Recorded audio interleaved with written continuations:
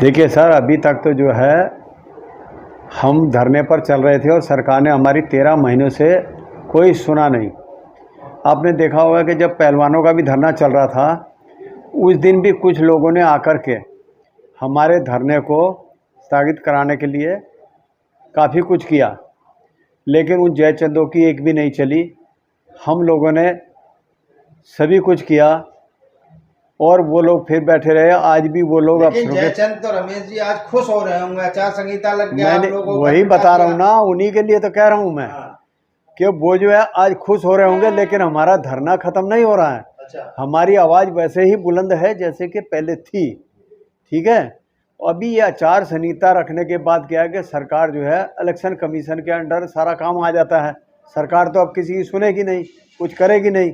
तो हम लोग अपना वक्त जाया ना करके अब हम क्या करेंगे कि जगह जगह आंदोलन जितने भी होंगे, हमारी कमेटी की बैठ रही हैं, सबका संघर्ष कमेटी की जो है वो हर जगह प्रचार करेगी कि सैनिकों के साथ कितना बड़ा धोखा किया है। देश के साथ धोखा हुआ है, सैनिकों के साथ नहीं हुआ है, ये देश के साथ धोखा हुआ है।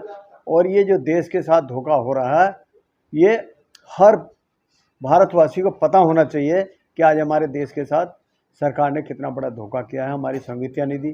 सरकार हर जगह बोलती है कि हमने 65,000 करोड़ दे दिए। कहाँ से दिया आप लोगों को? एक बार दे दिया 60,000 करोड़, एक बार दे दिया 90,000, बता तो रहा हूँ, अभी आप सुन ही नहीं रहे हैं। वही तो बता रहा हूँ कि सरकार जो अपने गीत गा रही है, खिचड़ी पका रही है कि 60,000 करोड़ दे दिया, 70,000 करोड़ दे दिया।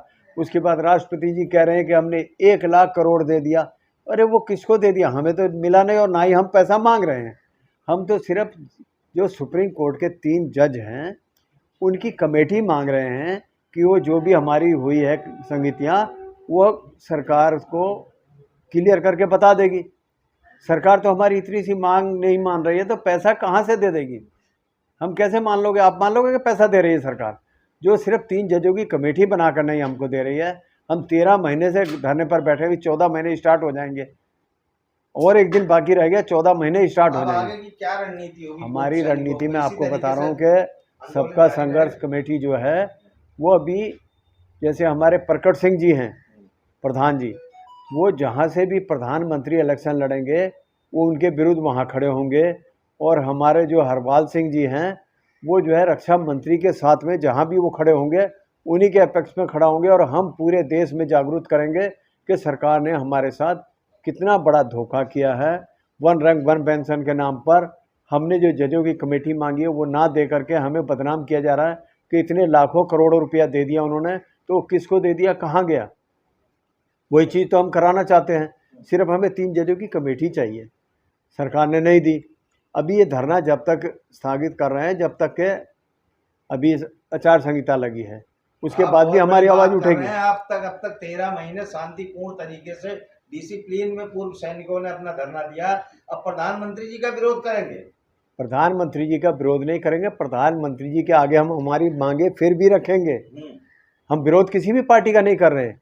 कल प्रधानमंत्री जी के, आज बीजेपी की सरकार है, कल कांग्रेस की भी आ सकती है, आम पार्टी की भी आ सकती है, मायावती भी आ सकती है, यूपी से कोई भी सरकार आएगी। हमने सभी को मेमोरेंडम दे रखा है कि हमारी ये मांगे हैं, ये सरकार नहीं मान रही है। जो भी सरकार आएगी, जो सरकार हमारे को देगी, हम उसी के साथ हैं। हम तो देश के भक्त हैं। हम जो है कहीं गद्दार नहीं मचा रहे हैं। हमने शांतिपूर्वक धरना चलाया ना, आपने देखा 20 फरवरी से लेकर अभी तक शांति से काम कर रहे हैं, वैसे ही करेंगे। आज दिल्ली में आप देखो चारों तरफ से बॉर्डर को बंद कर रखा है, सील कर रखा है। ये कोई पाकिस्तानी और चाइना का तो बॉर्डर है नहीं। अरे ये तो चाइना पाकिस्तान से भी ज़्यादा वो कर दिया है। आपने बैरियर देखे? उसके ऊपर कांटों की तार लगा रखी है, छोटी छोटी कॉलोनियों से गलियों में लगा रखी है। क्या बना दिया देश का? आपने देखा नहीं होगा, उन्होंने दिल्ली को जंगल बना दिया था। अरे बाबूजी, यही तो बात है। तो उन्होंने क्या गलत किया था? वो तो अपनी मांगे लेकर आए थे ना। मांगे ऐसी मानी जाती है, लाल किले के ऊपर झंडा लगा देंगे। अरे लाल किले पर झंडा कैसे लगा देंगे? सैनिकों के होते हुए किसी की माँ ने दूध नहीं पिया जो लाल किले पर झंडा लग? नहीं नहीं नहीं नहीं नहीं, वो सरकारें सब करवाती हैं। अच्छा, ऐसा कोई नहीं करता है। ये सब सरकारें आपस में करवाती हैं अपने उसके लिए बड़ा विचरण। अभी जो संसद में आपने देखा था, संसद में 3-4 आदमी घुस गए थे। वो क्या ऐसे घुस सकता है? जहाँ परिंदा पर नहीं मार सकता है, कुत्ता नहीं क्रॉस कर सकता, वहाँ 4 आदमी घुस जाएंगे? कैसे घुस गए? किसने घुसाए? वो एक अफवाह फैलाई सिर्फ अपना नाम बनाने के लिए कि हमने ये कर लिया, हमने वो कर लिया। तो सब सरकारें करवाती हैं ऐसा, ताकि जनता का ध्यान उधर चला जाए। दूसरी कई आज आपने ये देखा कि दिल्ली में ही देखिए आप, प्रचार के बीजेपी के कितने, सिर्फ प्रधानमंत्री जी का ही देख लीजिए। हमारे जो प्रधानमंत्री जी हैं उनके बैनर कोई भी ऐसी जगह नहीं है, चाहे वो बस स्टैंड हो, चाहे वो बाजार हो, नाली हो, कचरा हो, कहीं पर भी, हर जगह पर सिर्फ प्रधानमंत्री। और भी तो है ना, किसी का प्रचार देख रहे हैं क्या आप? हिंदुस्तान में हो रहा है? नहीं, वो बढ़िया दिल्ली के सीएम है, उसका कहीं प्रचार हो रहा है? उनके जगह जगह पोस्टर लगाए जा रहे हैं। तो यार उतना पैसा अगर वो खर्च कर रहे हैं, उतना ही पैसा किसी गरीबों पर खर्च कर दे तो गरीब उनके गुण गाएगा। आज वो अभी इलेक्शन आ गया, सिलेंडर भी बांट रहे हैं, सुन रहे हैं ना आप? तो कर रहे हैं ना, राशन भी। अभी सुनिए, 81 करोड़ आदमी को हमारे प्रधानमंत्री जी राशन दे रहे हैं, 5 किलो दे रहे हैं ना, सुना होगा आपने। तो हमारे देश में इतनी ज्यादा गरीबी कहां से आ गई कि आपको 81 करोड़ आदमी को राशन देना पड़ रहा है? तो देश तो गरीबी की तरफ गया ना। गरीब कम से कम 2 पीढ़ी तक जो है नौकरियों से बैठ गए बच्चे। देख रहे हैं 10 साल में कितनी बेरोजगारी फैल गई है, देश में कितनी बेरोजगारी फैल गई है। तो 81 करोड़ को राशन देने की क्या आवश्यकता थी? अग्निवीर जो है वो धक्के खा रहे हैं, उन्होंने सब कुछ फिट कर दिया, सब है, लेकिन उनको 4 साल के लिए भी नौकरी नहीं दे रहे हैं। 4 साल की नौकरी ले वो ठेके में कर रखी है सरकार। तो लगातार पूर्व सैनिक उनका विरोध कर रहे हैं, पर जनता उनको दोबारा चुन के ला रही है। अब फिर अरे भाई, जनता किसके बाप की चुनकर ला रही है? कल ईवीएम हटा दो, अगर प्रधानमंत्री जी ये दोबारा आ जाए तो मुन्नालत दे देना मेरे को। यार क्या बात कर रहे हो आप? खाली लोग वोट कोई नहीं दे रहा। कौन दे रहा वोट? आप मेरे साथ दिल्ली के कॉलोनियों में, गलियों में चलो, देखो क्या हाल है,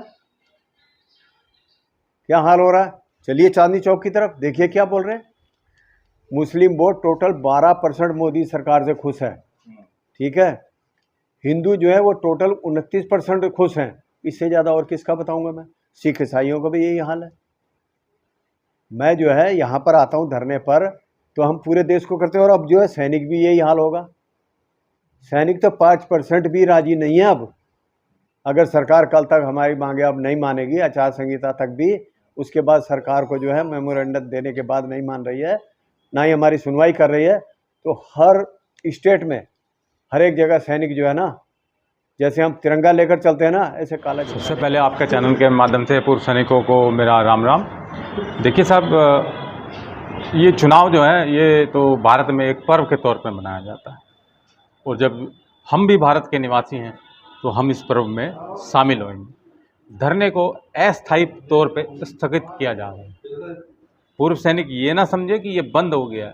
ये धरना आज पूर्व सैनिक के दिलों में राज करता है, क्योंकि इस धरने ने जो पूर्व सैनिकों को ज्ञान दिया, वो जो पहले भी धरने चले हैं उनसे इतना ज्ञान नहीं आया। क्योंकि इस धरने के अंदर जो हमने पूर्व सैनिकों को हर एक चीज़, आपको कहाँ क्या विसंगति हुई, आपके साथ कहाँ क्या अन्याय हुआ, बहुत ही बारीकी से बताया गया। तो मैं यही कहना चाहूँगा कि पूर्व सैनिक ये ना सोचे कि धरना स्थगित हो गया है। अब हम जो हमारा कमिटमेंट था, हमारी साबका सैनिक संघर्ष कमेटी ने जो कमिटमेंट किया था कि प्रधानमंत्री जी जहाँ से भी चुनाव लड़ेंगे और रक्षा मंत्री जी जहाँ से भी चुनाव लड़ेंगे, हम उनके विरुद्ध जो है उस क्षेत्र से चुनाव लड़ेंगे। अब यही इंतज़ार किया जा रहा है कि वे लोग कहाँ से चुनाव लड़ेंगे, ताकि हमारे जो नेशनल प्रधान हैं प्रकट सिंह साहब जी, वो प्रधानमंत्री के विरुद्ध उधर से पर्चा दाखिल करेंगे, और जो हमारे जनरल सेक्रेटरी हैं नायक हरपाल जी, वो रक्षा मंत्री के खिलाफ जो है पर्चा दाखिल करेंगे। अब सिर्फ यही एक संज्ञान में लाया जा रहा है कि वो कहाँ से चुनाव लड़ रहे हैं।